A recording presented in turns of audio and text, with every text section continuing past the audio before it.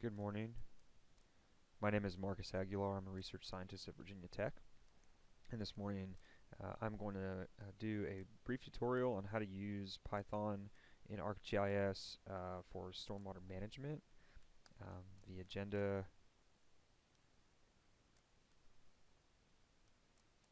for today is first to describe how the GIS is set up and some of the things that need to be correct before any of these tools will work.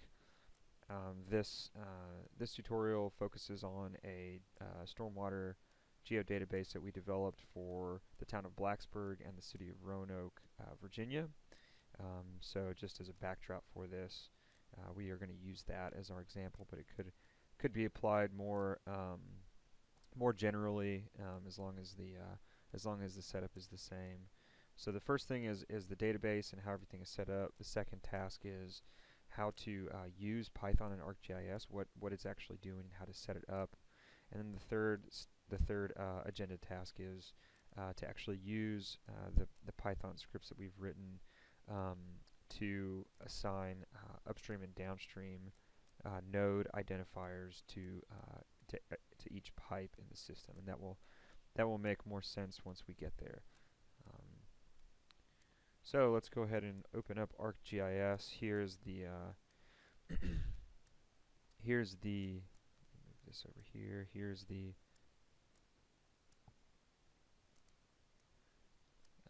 database that we're using, vector-based lines. Each point is a node. We've got inlets, pipes. The graphics, or the labels are showing unique GIS object identifiers. So we've got pipe number 710346, and also the unique GIS object identifiers for each point. So we've got points shown here in the nodes feature class. We've got pipes in the conveyances feature class. We also have a layer for stormwater control measures, or BMPs, which we won't be using in this exercise today, but just so you know the whole sort of setup.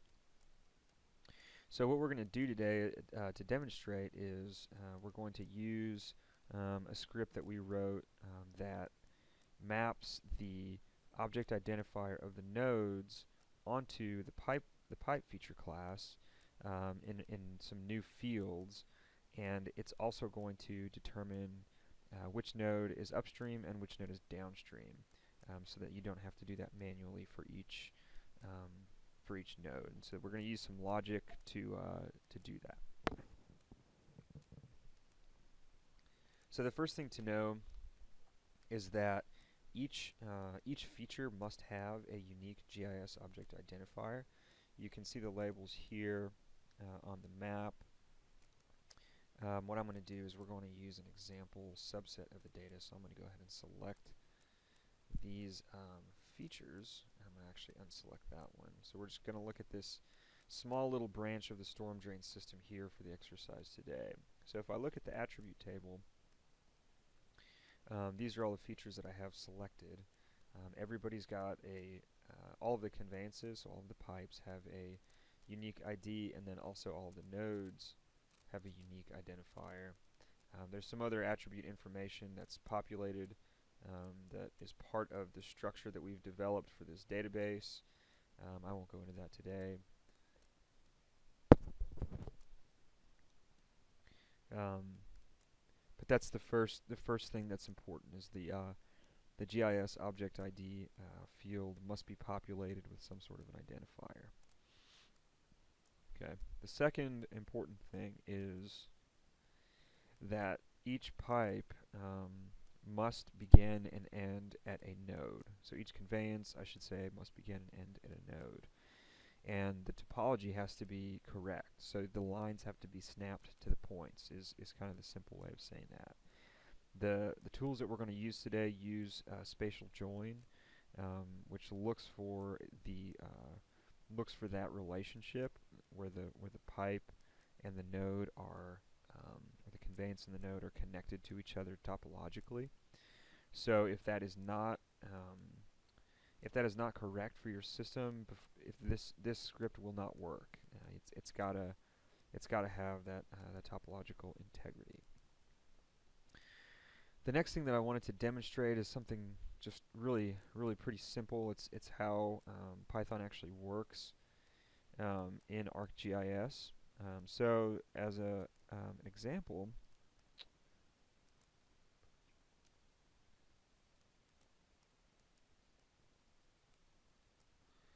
I just wanted to kind of show you what that looks like. So here is the command line, and if I want to run a Python script, I can do it inside of ArcGIS in this command line window down here at the bottom. It's a nice tool because it gives me prompts. So if I want to run an intersect of two layers, I can just type in arcpy.intersect. I think it's intersect analysis, parentheses. And so this is the same thing as if I go up to analysis and if I do this, I'm basically inputting the same information. I'm moving, I'm telling it what the input features are, so I'm going to give it a list of input features and the output feature class and so forth. So an example would be if I wanted to do an intersect, and to make a list in Python you use the square brackets. So I'm going to intersect my catchments layer and my, let's do the city limit poly layer. So I'm going to intersect the polygon that bounds the city with the catchments layer. The next input, as you see up here, output feature class, is we need a location for this. So what we can do is actually just drag and drop, which is pretty nice. So I have a destination geodatabase that I want to use. So I'm going to drag that over. It's going to put the entire directory, the entire file path in as a string, which can be a little messy. You can set these as variables and it cleans it up a little bit. You can set these other parameters if you want. So join attributes. I'm gonna do only FID to make the output feature class a little cleaner, and the rest of them are optional. And everything over here in the prompt, I forgot to mention that there's a prompt that helps you input information. If it's in squiggly brackets, it's optional, so you don't have to put it in. So I'm going to end that command, and when I close it, so that parentheses means that everything that needs to be in there is in there. When I run it, I'm getting, of course, an error. Parameters are not valid. Perfect. So let's try it again. arcpy dot intersect analysis in features.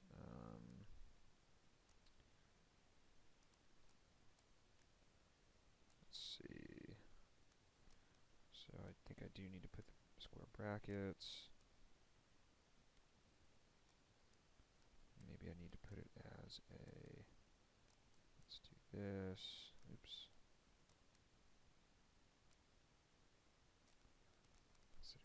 Poly, feature class. Oh, that's why it wasn't correct, because I didn't rename it. So let me rename it something. Catchment intersect. There we go. Hopefully that will work. We're going to use only FID. Close that. Nope, still didn't get it. Let's see. Maybe it's the comma. Probably is the comma. Very good. So now, as you can see, we've overlaid, or we've run this intersection of the catchments and the city limit. It's added it to the map. It runs very quickly. In a lot of ways, it actually will run more quickly than the geoprocessing scripts because there's less happening. So that's just an example of how the command line works inside of ArcGIS. What we're going to do actually is we're going to use a script that we wrote outside of ArcGIS, and what that looks like is I've got a couple of different Python scripts saved in a saved in a folder along with a toolbox. The Python script, if you right click on it, you can select edit with idle, and it opens up a sort of like a project workspace for you to write your code. So we've already written the code for this. Everything is sort of set up the way that we like it. Just to kind of give you a sense of how I write this, I usually go step by step in the command line in ArcGIS. So that one ran, that last one, and I would basically just copy and paste it out into the idle interface. And once I'm done going through all the steps, then I can basically just use this as a sort of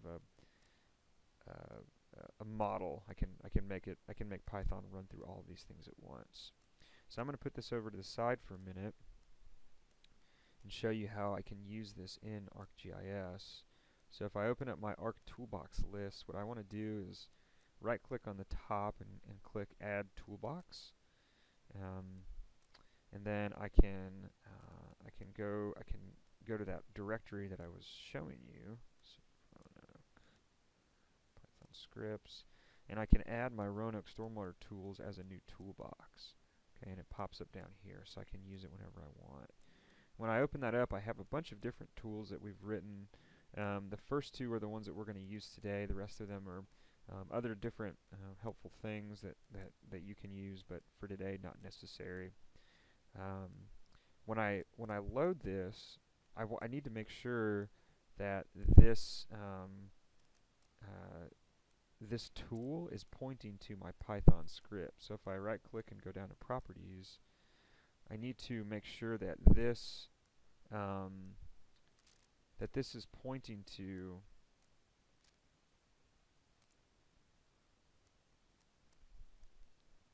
the correct directory, or the correct script.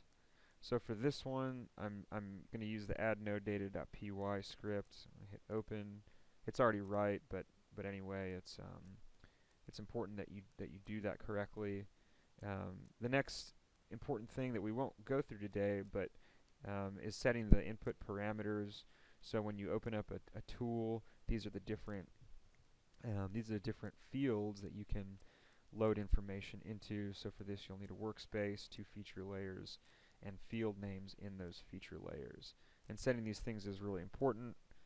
It also is important to, when you're writing this, to give a bit of information on what this is asking for. So for this one, I've set the field GIS object ID as the default value, and that is because in our layers, GIS object ID is the field that stores the unique identifier for nodes and conveyances. So this one should run correctly. What this is going to do is it is going to use a spatial join to write 2 nodes to each pipe. It does not at this point distinguish between upstream and downstream. The first step is just to write those node IDs, and we are, as I said, only going to do it for a subset of the data because it would take a very long time to do it for all the data. So the workspace that we're going to use is a Scratch workspace, and this is just because the script needs a place to put working layers. So I'm going to load that there. The pipe and conveyance layer is this one. The node feature layer is the nodes, and then GIS object ID is already populated. Of course, this can be changed when you set up the parameters. So let's just run it and see if it will actually work.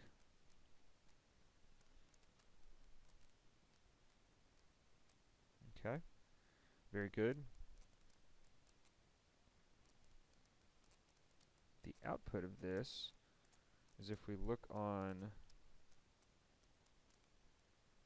the pipe layer, which I'll probably need to reload it. Yes, there we go. So it's added these 2 new fields, node 1 and node 2, and again, it's not upstream, downstream. The only thing that we're looking at is is it connected? And so let me see if we can, let's make this smaller. So let's see. Let's move node 1 over here. Let's move node 2 over here. Okay, so for pipe ID 307361, it is connected to two nodes, node 105158, which is here, and node 201474, which is here. Okay. Pipe 307362 is connected to 105160 here, and then pipe 201474 here. Okay. So it looks like that ran correctly. It looks like we've got the right information populated in the fields, which is good. That's the first step. Now the next step is we are going to use a tool to calculate these two fields, upstream and downstream node ID. So this one, it looks like, has already been populated manually by someone in the field. We need to actually clear all that out to make our script work. So I'm going to give you a bit of background here on how this thing works. Let's close that one. The Python script that we wrote is called sort nodes. If I open it with idle, it's going to ask for the nodes and conveyances layer. It's going to add for some field names, and it's also going to ask for the outlet ID, which for this we'll use 604742 since it's the downstream most feature in our in the pipe network that we're looking at today. What this is going to do is it's going to loop through the rows that we are looking at, so the features that we're evaluating today, and it's going to make a list of the IDs and basically start at the outlet ID and work its way up the system using some iterative logic. So I'm not going to work through all of the the logic today. Just wanted to show you how it works. So now that we've written the two nodes, the two node IDs to our layer in node 1 and node 2, now we want to run our second tool, define upstream downstream nodes. Again, make sure that this is looking at the right Python script. So sort nodes.py is what we want. Run Python script in process. Good. The parameters should already be set up. We've already done that. Then press OK. And then when we run it, we just double click it. The conveyances layer will load that up. Node 1 field is already populated. Node 2 field is already populated. These look different, but that's because I'm using field aliases on my my field names. So it is called upstream node ID or US node ID. The outlet ID, we have to put this in manually. So again, we're going to use the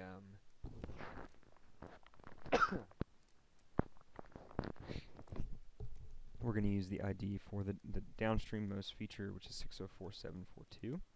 So let me bring this back over here. 604742.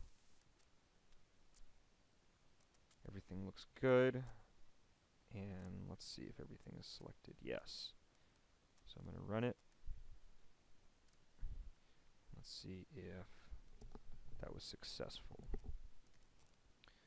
Oh, no, it was not successful. So let me explain one thing that's important. The first, one thing to know is that these two fields, in order for the script to run correctly, the way that we've written it is that they have to have zeros in them as values. So before we run it, we're going to do this. Upstream node ID, US node ID. Actually, sorry, that's not what I want to do. Field calculator. And we're going to calculate both of these fields to 0 values. So now everything in that is a 0 value. That's a requisite of those loops, of that logic, is that if there's something in the field, it won't overwrite it. That's sort of a stopgap measure So let me move this back over. We'll use geoprocessing results to